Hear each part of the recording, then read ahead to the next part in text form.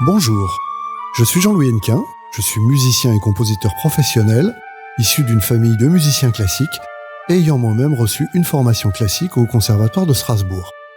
Je suis utilisateur de la Vienna Symphonic Library depuis l'arrivée de l'Orchestral Cube, et cette librairie extraordinaire qui a fait rêver tant de musiciens à commencer par moi, est devenue aujourd'hui beaucoup plus abordable grâce à l'arrivée des librairies Special Edition et particulièrement des dernières versions Synchronized, utilisant la dernière version du player de chez Vienna Symphonic Library, le Synchron Player. C'est une de ces librairies que je vais vous présenter aujourd'hui. Tout ce que vous entendrez aura été réalisé uniquement avec la librairie Special Edition Synchronized Volume 1 et Volume 1+. Je vous propose de faire un petit tour de quelques instruments de l'orchestre afin de regarder quelques astuces de programmation que vous pourrez utiliser dans vos propres créations. Je vous propose de commencer tout de suite par le corps. Le corps étant un instrument avant, c'est le souffle du musicien, sa colonne d'air comme on l'appelle chez les instrumentistes avant, qui va nous permettre de créer l'expressivité nécessaire. Pour créer cette expressivité, nous allons principalement utiliser deux paramètres. Le premier, c'est le Velocity XF qui permet de faire varier le timbre de l'instrument durant une tenue. Dans le cas de notre corps solo, les variations de timbre sont relativement faibles pour garder une homogénéité, mais elles existent néanmoins. Quand vous écoutez la partie de corps, vous n'avez pas l'impression d'une telle amplitude de mouvement, mais en réalité, c'est ça qui va donner la vie à notre instrumentiste. Le deuxième élément le plus important, c'est l'expression. L'expression va simuler la montée en pression, les variations de volume, sans parler de timbre, ainsi que ces petites variations de fin de note qui nous permettent de reproduire exactement la façon dont un instrumentiste relâche la pression à la fin d'une phrase.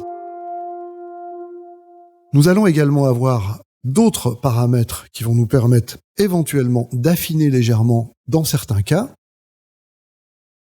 Et ces quelques paramètres ici sont notamment le contrôleur 22 qui pilote l'attaque, qui va nous permettre d'adoucir par moment certaines attaques qui pourraient nous paraître un petit peu trop violentes. Passons maintenant à la section à 4 corps où un traitement supplémentaire a été appliqué. Dans le passage suivant, nous avons une partie à 4 voix.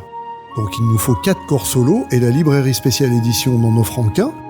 J'ai donc dupliqué la première piste 3 fois de façon à avoir 4 instruments différents. Mais comment est-ce que je vais personnaliser ces 4 corps ? Eh bien en faisant appel à une fonctionnalité très intéressante qui est l'humanisation. L'humanisation va nous permettre d'avoir, à chaque fois qu'une note est jouée, une légère déviation de pitch et de mise en place qui va nous permettre d'avoir réellement un comportement différent pour nos 4 corps, même s'ils sont à la base le même. Les mêmes techniques de programmation s'appliquent exactement de la même façon au bois.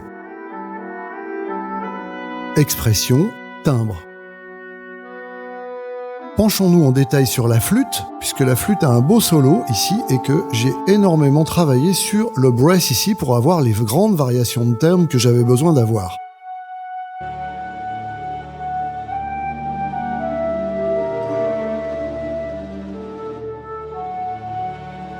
Ici, l'expression aide le phrasé. À partir du moment où je suis dans une valeur un peu plus élevée de Velocity XF, le timbre va s'éclaircir et le vibrato va s'amplifier. Ici, je suis encore dans les mezzo forte forte. À partir de là, je vais avoir vraiment un solo où j'ai envie d'avoir un son très timbré. Donc je baisse en expression et je monte en Velocity XF.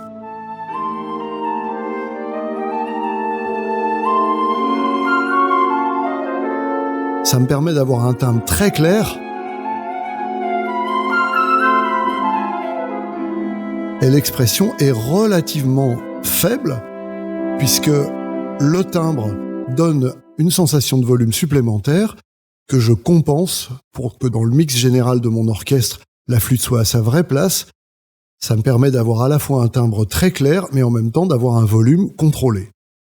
Et là, les deux courbes se ressemblent un petit peu tout simplement parce que il y en a une qui gère le timbre, qui va vraiment évoluer en fonction de la partition, Par contre, l'expression, elle, reproduit le phénomène du souffle du flûtiste, et le flûtiste monte en pression, diminue en pression, exactement comme ce qu'on a vu pour le corps tout à l'heure. J'apporte également un soin très important au fait que le flûtiste puisse respirer régulièrement. Ici, la petite césure, c'est une respiration, et ici également.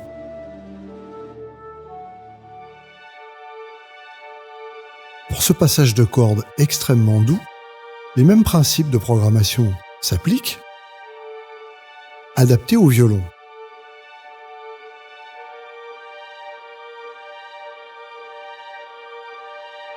Premier paramètre à considérer, le Velocity XF piloté par le Breath Controller 2.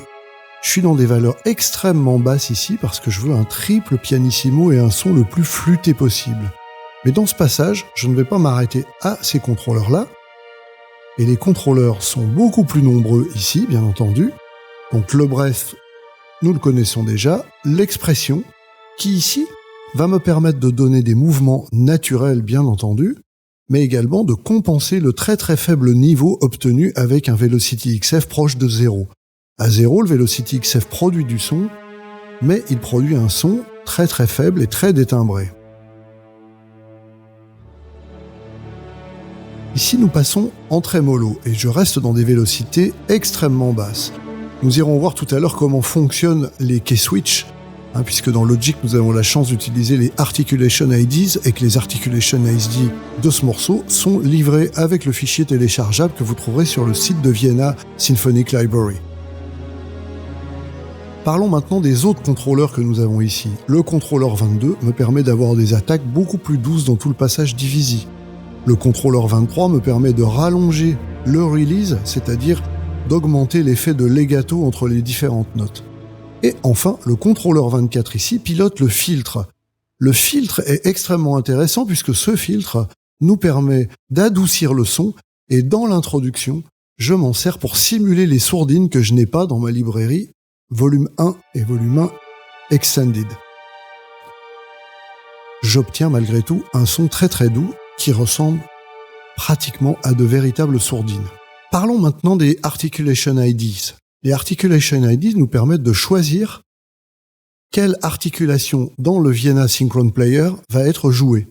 Donc ici, pour toutes ces petites notes que nous avons ici, j'ai choisi de jouer en legato, puisque c'est mon Divisi qui est extrêmement doux.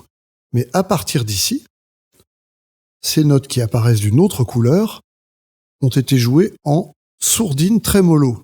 C'est ce qui nous donne ce son très particulier.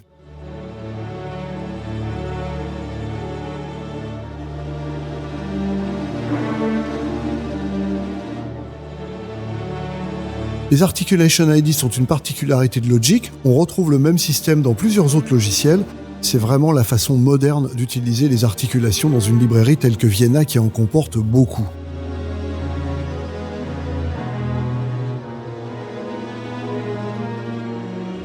Vous remarquerez qu'ici, le filtre a été rouvert à 127 de façon à ne pas perdre le grain très particulier du trémolo, particulièrement réussi dans la librairie Special Edition Synchronized.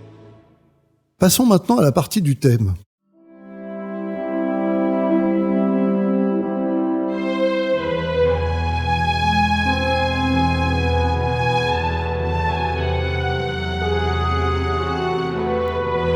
Ce genre de ligne de violon très expressive est toujours très difficile à réussir.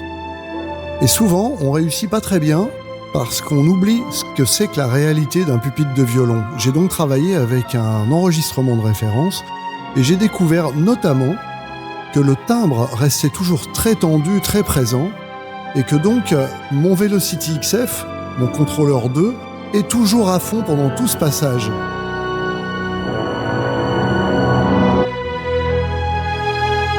Et c'est avec l'expression que je vais créer les mouvements d'archet. Et on va rentrer un petit peu dans les détails à ce niveau-là.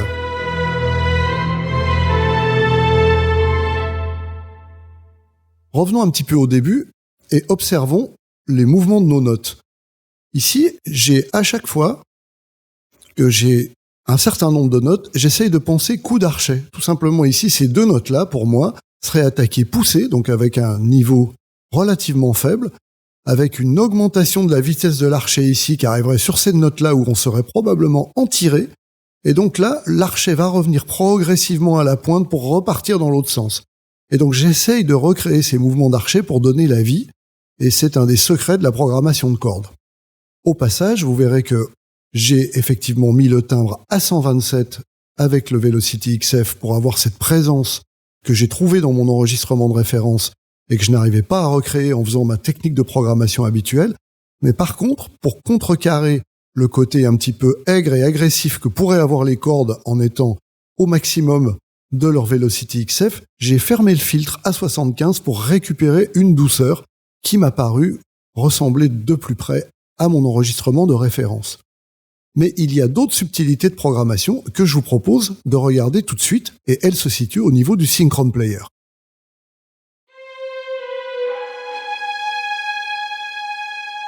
Les coups d'archet, c'est important, mais ça n'est pas la seule caractéristique des instruments à cordes. L'autre caractéristique marquante, c'est ce petit glissé que l'on a quand les intervalles sont grands et que le musicien cherche un petit peu sa justesse au moyen d'un démanché. Or, pour reproduire ce phénomène, je n'ai pas trouvé mon bonheur avec le portamento qui est trop long, trop exagéré. Donc j'ai fait une petite astuce que je vais partager avec vous. C'est que d'abord, vous voyez qu'ici, j'ai créé une cellule qui s'appelle Legato Plus. Donc, vous savez que dans Synchron Player, vous pouvez renommer vos cellules comme vous voulez pour organiser les articulations d'une manière différente de ce qui a été prévu. Et puis, j'ai créé une dimension. Ces colonnes-là, on les appelle les dimensions, dimensions en français, dans laquelle j'ai une première cellule sur laquelle je reviendrai après, mais surtout cette deuxième cellule que j'ai appelée Slur, en mémoire de certaines articulations de banque, telles que dans Appassionata Strings, qui était justement directement échantillonné avec ce léger glissé qui était plus court que le portamento.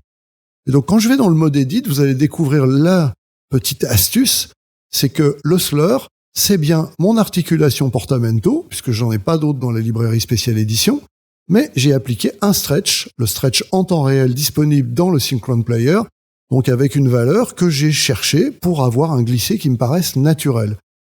Et le glissé en question, eh bien, je vais le doser avec le contrôleur 3 aux endroits où j'ai envie d'avoir cette imprécision, et pas partout.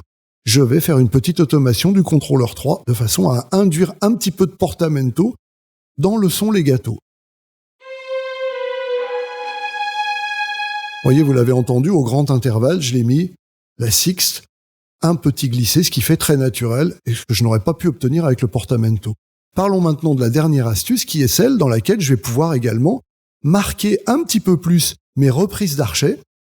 Quand il y a un changement d'archet, il y a toujours une petite attaque mordante.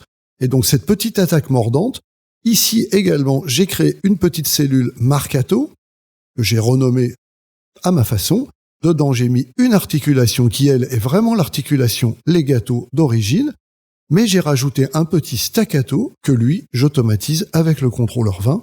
Vous vous souvenez très bien, ceux qui utilisaient le Vienna Instrument, que le contrôleur 20 était traditionnellement celui du slot XF. Donc, avec Synchron Player, j'ai la possibilité de créer plusieurs slots XF pour finalement ajouter des variations supplémentaires à mes différentes articulations.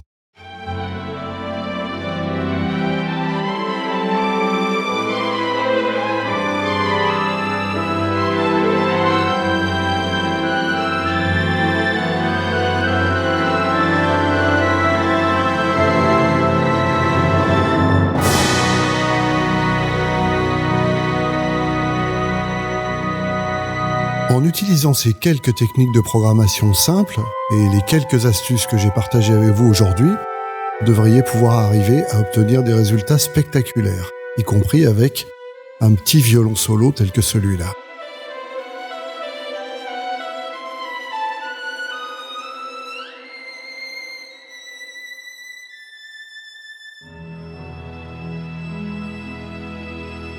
Merci et à bientôt pour une prochaine vidéo.